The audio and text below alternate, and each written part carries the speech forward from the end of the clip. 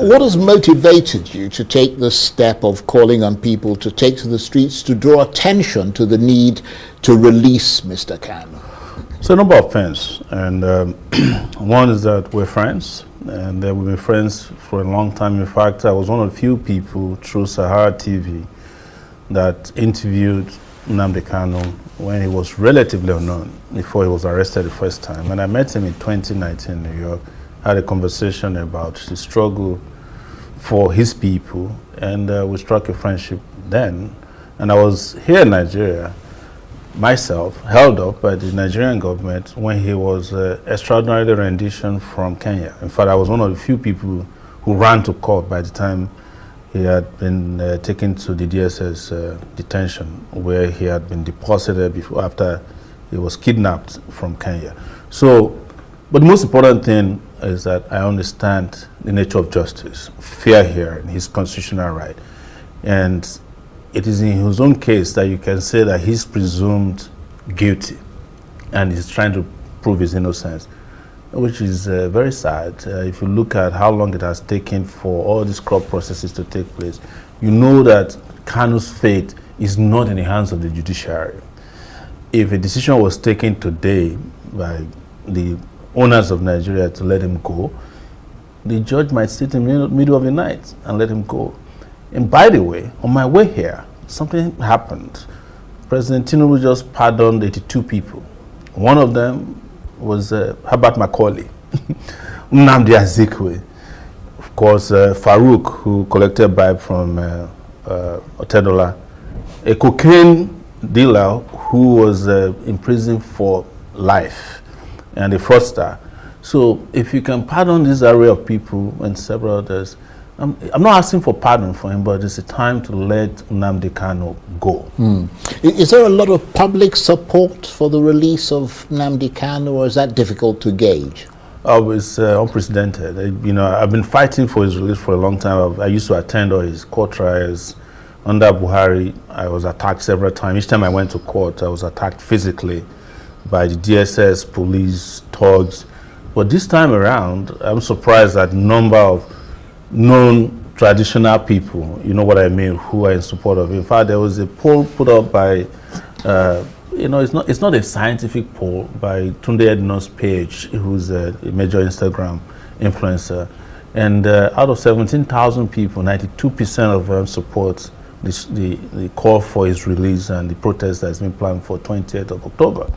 I understand you've tried to contact many leaders in the Southeast to take more public-facing action in support of Nnamdi Kanu's release. Have you been struck by their apparent lack of personal involvement and commitment to that cause? I'm not shocked, because I think on your show I once declared that Kanu's predicament, his ordeal, is as a result of some persons in the Southeast who took a decision that his release would jeopardize their political career and future. That I know as far back as when Tinubu freshly became president, because I was part of some conversation to release him. And they said at that time, Imo elections are coming. If it comes out, APC might not win. And subsequently, I realized that some of the communiques you see is just, you know, word of mouth by day. When they go at night or when they meet Tinubu, it's likely that they have a different position. And when I started contacting them in the last 24 hours, I'm shocked. You know, some of them that I used to be able to reach just switched off their lines. The ones I sent messages never responded. I reached out to Soludo, who I know personally. That's Charles Soludo, who is the governor of Anambra State. No response till now. I reached out to Alex Oti. Alex Oti used to be a columnist for Sahara Reporters, so I know him personally. No response till now. The only response I got was a nominal response that no, we shouldn't have dragged us the way you did. Reached out to Peter Obi, they said he's in Rome. But I sent a message that, you know, you can behave as the Romans do too, you know, just be part of this. But some have been encouraging. Senator Abaribe, I reached out to him, he responded, he said, I'm in on this. And I know that Abaribe suffered when he was a shorty for Kanu. In fact, I was sleeping on Abaribe's bed at the DSS in 2019, shortly after he was released, because he was shorty for Nnamdi Kanu. So the rep from his state at the National the House of Rep also has signed up.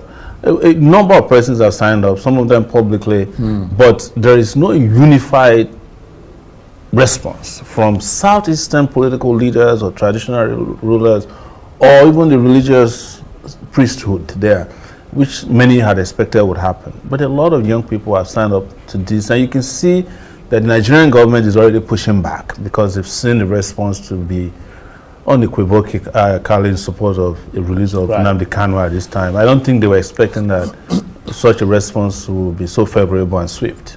So is this what you think is needed to push this Nnamdi Kanu issue over the line and perhaps change President Tinubu's view of Mr. Kanu and not the sort of behind-the-scenes quiet diplomacy that has been going on since? It's obvious that diplomacy cannot work. If it was going to work, by now it would have resolved the issue. I think they used the diplomacy or their proclamation about diplomacy to just make the public become a little lethargic about his release so that nobody, oh, they're working on it, don't worry. Because we hear that a lot from Oti, who is the Abia State governor, that is working on this quietly. In fact, I was told in court about 2 weeks ago that he will be released on head grounds. They had convinced everybody, only for him to come to court, and they kept changing the goalpost, as we call it. So I don't think diplomacy has to be a combination of, actions. And one of it, I think, is going to be a loud public disapproval of his continued detention, and a protest would work, in my view, in that regard. And that's why I want these people who claim to want him to be released to join the protest. Yes, because when they have issues, they do protest. There's no major politician in this country has ever participated in the protest when their own private interests are at stake.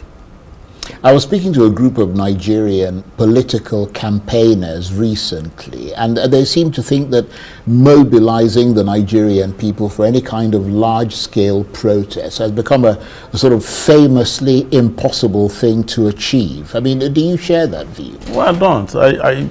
It's the same country in 2024 that Nigerians protested for 10 days straight in what was known as End Bad Governance struggle. Nigerians in 2020 did end SARS. It was a globally acclaimed resistance. Well, to be fair, the end SARS was the last big protest. Yes, but there was still a protest in 2024. It may not have been as big. What I'm saying is that, yes, there's been efforts to discourage Nigerians, and when you go out there and kill people and charge them for offenses that are very grievous in nature, you're likely to discourage a country in which you have 139 million people who are living in abject poverty. They just want to go out there and get whatever they can and survive from day to day, hand to mouth. So, but I don't think that is impossible. What has been impossible is the unity of purpose, because they have figured out how to divide us, along ethnicity. I remember in 2024, when we were planning End Bad Governance protest, we included the release of Nnamdi Kanu in that protest. And Johannes Ndibu, when I issued a statement that they are not part of the protest. So maybe by now, we would have gotten Nnamdi released. So there's also a lot of tactics used by Nigerian government to discourage people. And some of it is how they have made it open-ended to kill protesters, implicate them in crimes that are insurmountable. You saw in 2024 how they charged children for treason. It's never happened anywhere in the world before. So, but I think the consciousness around this is great. And I also think that in some ways, Nigerians always love when things are happening in other places. They love the replica of it. You notice that there's been a lot of chatter around Nepal, and Morocco recently. So maybe that's also might be an inspiration. Right, but I mean, are there lingering security-related things that are yet to be resolved around Mr. Kanu? I mean, can he, for instance, call on IPOB? I think he's called on them before, but again, to relinquish all forms of violence and all forms of threat to the Nigerian state. Will that be needed as well in order to convince the powers that be of Mr. Kanu's sincerity?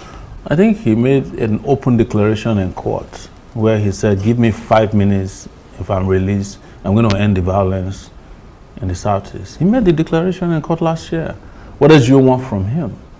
And you are the government, at any rate, you have a duty to protect the public. It's not his job to protect the Southeast or the Southwest. But the truth is that I have said this, and I'll repeat again. If you are a Nigerian, you can get away with a lot of things. But if you are Igbo, Nigerian, you can't get away with a lot of things. Yes, but you're not getting away with much. Yes, but the odds are stacked against you because you're coming with zero, and they'll do to you. I mean, it was in this country that there's a Yoruba nation movement. They even went and hijacked a radio station last year. Did you hear of any trial? Did you hear of any arrest? I'm not using that. I'm not saying that should not be the case, but we must tell ourselves the truth. That it just doesn't look good that the Igbos are marginalized in every sector, including in the justice sector. To get a trial wrapped up in 10 years is that so difficult to do, especially when you claim that you have evidence that this person has committed these grievous crimes.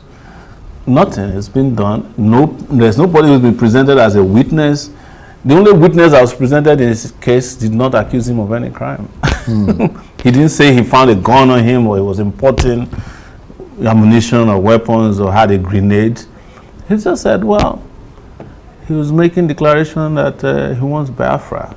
And I've checked the Nigerian Constitution, 1999 Constitution. There's nowhere it is stated that it's a crime to say that you want Biafra. Yeah, well, I mean, you do have to, and not to sort of qualify what you're saying, but I mean, the person asking for a Yoruba nation is quite different from the Biafra issue, because Biafra, actually, there was a war in this country. That's exactly what I'm telling you, that the laws are stacked against you. That lasted quite some time. So in that context, and in that very narrow context, anything that appears to inflame that concept of bringing back the memories of the war and all the things that happened and in a sense threatening this country is something that raises the hackles of people. But let me ask you this. I mean, you yourself have become a sort of master of the protests, if that can be described in polite terms. I mean, is that because you believe that over the years or over the decades, the mood of the times in this country has been politically dark and is getting darker? Yes, I have always stated it that every president in Nigeria is worse than the last one.